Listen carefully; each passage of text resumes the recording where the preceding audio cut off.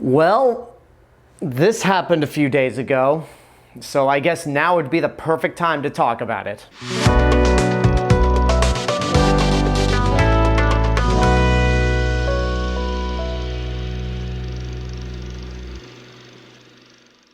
Hey everyone, it's Alexander Robinson. Welcome to the channel, and this is my review for The Acolyte, which was the latest Star Wars TV show on Disney+, and I say was because just a few days ago it got canceled after only one season. If you like this video and you want to see more reviews like this in the future, then you can go ahead and subscribe to the channel. Make sure you also hit that bell button to get notifications when a new video is released.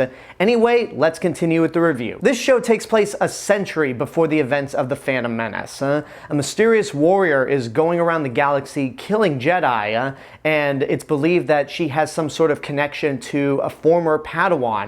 So the Jedi recruit this former Padawan, and they all embark on this quest to solve this mystery that leads them to the return of the Sith. Now, I have a lot to say about where we are right now, not just with this show, The Acolyte, but Star Wars fandom in general, because this is a conversation that seriously needs to happen.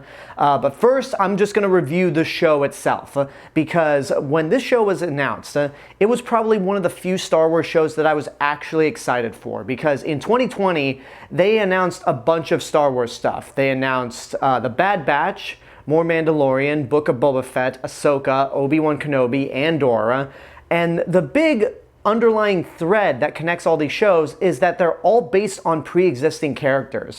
Characters that we've seen in the movies before, characters that we've seen in other series before.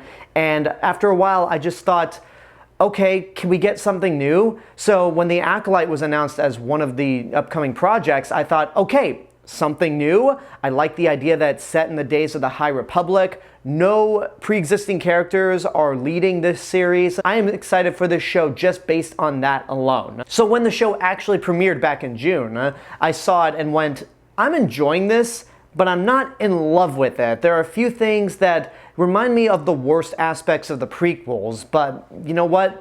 It's at the very least not depending on stuff we've seen before. So I'm willing to give the show the benefit of the doubt. And it had a few good moments here and there, but by the time the series ended, I just had to say, yeah, I'm a Star Wars fan. I gave this a chance. It's not good. Right off the bat, this is just not a very good show. And I'm going to keep talking about the show before I talk about the reaction to the show, which I have a bigger problem with. But why does The Acolyte not work? Well, the big thing that actually threw me off, even when I was enjoying the first couple of episodes, is that it's marketed as a murder mystery, and yet the mystery is solved within the first couple of episodes. In fact, I told you what the mystery was in my plot description, and I thought, oh, that's it? That's all we get? It's already revealed to us in the first few episodes? That's disappointing. Another issue I had with the show is just the overall mess of the way it's structured. As the series continued to go on and we got to know more about the characters Osha and May, the two twins played by Amandla Stenberg, it is just bouncing all over the place.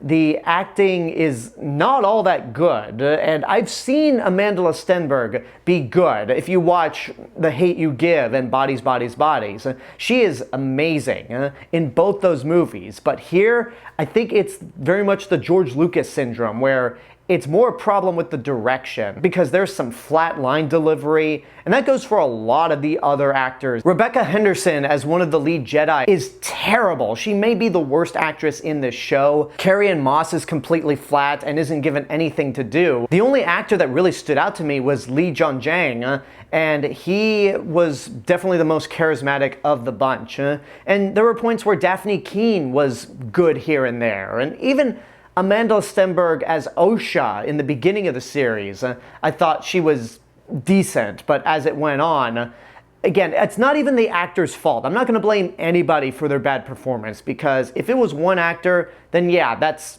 kind of their issue. But when it's the entire cast that is flat, then that's a director problem. That's not an actor problem. But back to the structure of the show, episodes 3 and 7 are flashbacks, and they underutilize characters that were heavily marketed throughout the entirety of the show's promotional material, and it just feels so boring. Like, the biggest crime that this show commits is that it is boring as hell, especially after episode 5, which definitely gave the series a jolt of energy, but after that, episode 6 is just nothing. Episode 7 is dull, and episode 8 is just really bad. I mean, okay, I say its biggest crime is that it's boring, but there are so many other issues with this show. One of them is how cheap it looks. This is the first Star Wars series that actually looks like a TV show, and when I say that, I'm talking about a science fiction TV show from the late 90s, early 2000s. This show came with a price tag of $180 million, and I know we're all thinking, how did this cost so much when Godzilla Minus One cost so little? And that's already been said and done, but I'm focusing on the Acolyte. For $180 million, there's no excuse for the CGI to be this bad, there's no excuse for the sets to look this cheap, and there is absolutely no excuse for Amandla Stenberg's Osha and May to interact with one another and not show both of them at the same time. What I mean by that is when these two characters are talking to each other, you'll have one of the characters back towards the camera. They can't even show both characters' faces at the same time. Guys, David Fincher did this with Armie Hammer 14 years ago in The Social Network, and that's a drama. That is not a big budget science fiction show. And I know I complained about Zack Snyder doing this with Jared Leto and Ben Affleck, where you never see these two actors together in Zack Snyder's Justice League, but that was filmed during a pandemic. So of course there had to be some safety regulations at hand to make sure Ben Affleck or Jared Leto didn't get COVID. I can at least give Zack Snyder a pass on that, but this is inexcusable. Another issue I had with the show is that by the end of it, I found myself rooting for the Sith, which shouldn't be a thing. And I understand what the show's intent was. Like a lot of other Star Wars media, like the Clone Wars, like The Last Jedi, it's supposed to tell us how the Jedi Order was flawed, how they're not always right, and not really headed up by the best people. I get that, and I appreciate the show for taking that in a new direction. But by the end of it, where I'm actually rooting against the Jedi and for the Sith are still evil at the end of the day. The Jedi are misguided, where yeah, the whole Jedi Order is a mess, but that's not every Jedi out there. There are still those out there that stand for peace and justice throughout the galaxy. The very worst Jedi is still better than the Sith, and the fact that I found myself rooting for the Sith at the end of this series is not good. And speaking of the end of the series, there are way too many cliffhangers that feel even worse now that we know that this isn't going anywhere. For example, the villain of the show, the Stranger, played by Manny Jacinto, is revealed to be Master Ro's apprentice who turned to the dark side.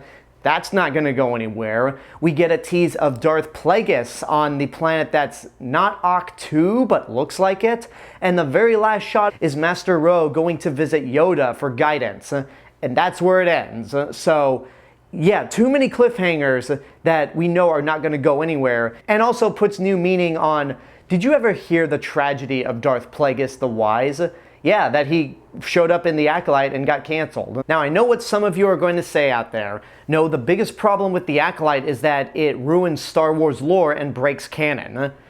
You know, I've heard that, and I actually fell behind on watching this series just because listening to all the aggression towards this show just irritated me and turned me off from watching it as they were airing. So I caught up late, and whenever I hear somebody say this breaks Star Wars canon and then I watch the show, I'm like, no it doesn't. There's nothing about this that breaks Star Wars lore. And here are the biggest ones I've heard. There's fire in space. You realize how many times shit has blown up in Star Wars and there's fireballs? Like how many TIE fighters, X-Wings, and capital ships and Death Stars have been destroyed, and yet there's fire in space? Come on, guys. The notion that Osha and May were conceived by two witches, and that they ended up being force sensitive, and makes Anakin not all that special. Maybe this is a personal opinion of mine when it comes to Star Wars, but the whole concept of the Chosen One, I thought was stupid. I always thought that that was some aspect of the Jedi that was completely misguided and untrue, even when later on they said that, no, Luke is the chosen one, not Anakin. The idea of the chosen one was always bullshit to me, no matter if it was Anakin or Luke. So Osha and May being conceived by these two witches through the Force for their own personal gain didn't really bother me that much. It's like, this doesn't break canon at all. And then another thing that people point to in terms of breaking canon is Ki-Adi-Mundi.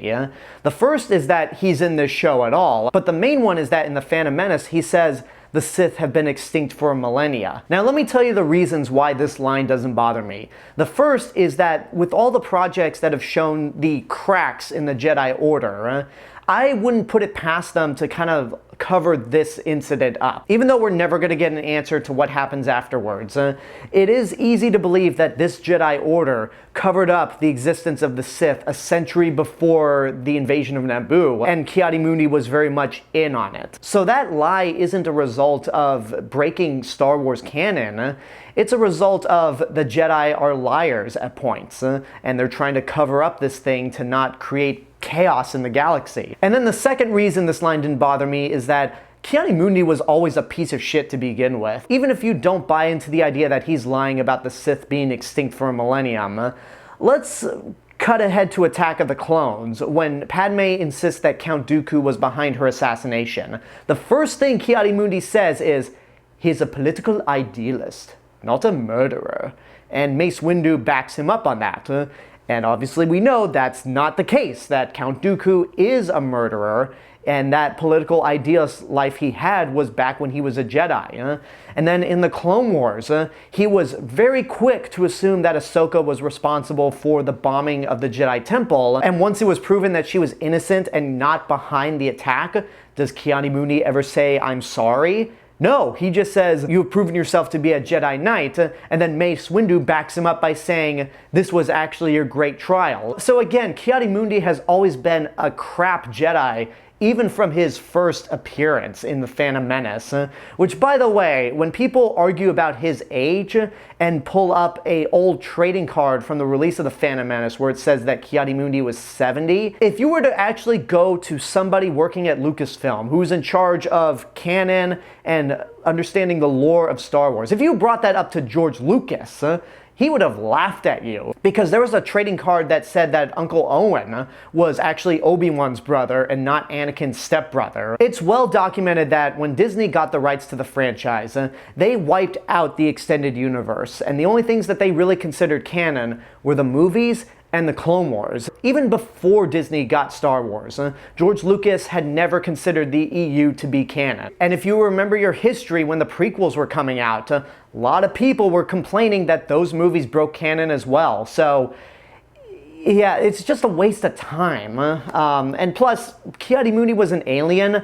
I always assumed that he had a longer lifespan than humans, similar to Wookiees or whatever race Yoda and Grogu come from. So that never bothered me that Ki-Adi-Mundi is in this show. Now, if I may, I'm going to jump gears into the stuff that I actually did like about The Acolyte, because this is a bad show, but it has some things to like about it. Like I mentioned, I thought Master Soul, was a decent character up until he was revealed to be a piece of shit himself. The actor did a good job. I thought Dafne Keen, for the little time she was on, was good. Like I said before, there were a few moments where Amandla Stenberg as Osha was decent. I think the costumes of the show look really great. They really fit that High Republic era, and as cheap as this show was, I never thought the costumes looked bad. The music doesn't rely on pre-existing Star Wars themes, and yet it feels very much like Star Wars. And the lightsaber duels are pretty incredible. I always thought the lightsaber duels of this new era was a perfect balance between the choreography of the prequels, but the idea that they're actually attacking each other, like in the original trilogy. And with The Acolyte, the lightsaber duels are brought up to the same ferocity as the duel in The Phantom Menace, or the big Mustafar duel in Revenge of the Sith. They are really cool, really entertaining to watch, and they are easily the best parts of this show. And finally, I do give this show credit for trying to do something different. It tried to take Star Wars in a new direction. It tried to tell a story in an era that we don't know anything about. I mean, unless you've read all the High Republic books and comics, because I'm a guy that just focuses on the movies and shows. So for me, I do give this show credit for trying to branch out into a different era of Star Wars. But the end result just really doesn't work. I gave it the benefit of the doubt. I started liking the first few episodes, but by the end of it, I just can't recommend it. I'd say don't waste your money on it. It's not a good show. The acting leaves a lot to be desired. The pacing is all over the place. It looks really cheap. And it's just not all that good. But that being said, it is not the worst thing in the world. And this is the point of the video where I'm going to steer the conversation away from the Acolyte and talk about the backlash that this show has been getting. Because if there's one thing I dislike more than the show, it was the insane backlash. Like, not since The Last Jedi have I seen such a toxic discourse about this show. And it's all from the same group of people that make these embarrassing thumbnails, say this absurd nonsense like Star Wars has gone woke or Kathleen Kennedy hates men. It's all tiring, it's boring, it's been done to death, and it's just, like I said, it's embarrassing to look at. Now, when I reviewed Obi-Wan Kenobi 2 years ago, I went on a similar rant about the backlash against Moses Ingram's character in that show. And I'm not talking about the people that have a problem with, say, her acting or the writing of that character. Because if that's your issue with the Acolyte, then that's fine. Like, dislike the Acolyte all you want. But don't create your identity around hating this show. It is just childish and it's embarrassing. Now, I didn't have any plans to call out these people by their channel names, but I will call out one individual, Chris Gore from Film Threats. Last month on his channel, he live streamed a Star Wars funeral that lasted for nearly 7.5 hours. 7.5 hours of a eulogy over a movie series that is going to outlast all of us. You're a grown-ass man crying over a movie franchise just because the latest projects haven't been working for you. Do y'all remember back in 2013 when Ben Affleck was announced to be Batman in the DC Extended Universe? Well, back then, people had the same reactions, like rest in peace Batman, and people were posting up photos of the poster of The Dark Knight Rises where Bane walks away from the broken bat cowl. And what happened? People ended up praising him as one of the better Batmans out there, even though the movies weren't that good that he was in. He himself made for a great Bruce Wayne and Batman. And guess what? Now with Robert Pattinson in The Batman, the character is as strong as ever. So if Batman can't survive these premature eulogies after Ben Affleck was cast, if Star Wars can survive the prequels, if other franchises can survive the lowest of lows, then Star Wars will be fine. The fandom needs to accept that there's just going to be stuff that you don't like at points, and that's fine. Doesn't mean you have to give up on the franchise, it just means, well, whatever comes next, that'll be what I enjoy. As a lifelong Godzilla fan, I have watched the franchise over and over again. And just in the last 8 years, I have experienced the highest of highs and the lowest of lows. Shin Godzilla and Godzilla Minus One were both some of the very best that the franchise had to offer, whereas the anime trilogy was the very worst the franchise had to offer. But does that mean I believe that Godzilla is dead and I'm gonna hold a funeral for it? No, because I'm an adult. I have other things that I have to focus on in my life, and holding a funeral for a fictional franchise is just childish. So, again, for anyone who dislikes The Acolyte for the same reasons that I do, I am not talking about you. I am talking about these grifters in the fandom menace that whether they believe this stuff or are pandering to those who actually do believe it, you have to call this group out for the grifters and pathetic man-children that they are, because they do not represent you. And if I could say one more point, the only bad side of seeing The Acolyte being canceled this quickly after one season is that now Disney's no longer going to take any chances when it comes to Star Wars or any other franchises in general, because that's the biggest problem that Disney's having right now with these franchises. They keep recycling other stuff. They keep making sequels. They keep making remakes. They don't try anything new. Even though I don't like the show, I worry about the future for this franchise even more, because now they're never going to take any risks. We're just going to keep getting shows and movies about pre-existing characters for years to come. Maybe some of them will be good, because I really liked Obi-Wan. I haven't reviewed Ahsoka yet, but I do like that show as well, and Andor is the best of all the Star Wars TV shows. So I'm not saying these things can't be good, but it wouldn't hurt to try something new every now and then. And there you go, that's my review for The Acolyte, and that's my final word on this toxic side of Star Wars fandom. I am sick and tired of talking about it. I will not address it ever again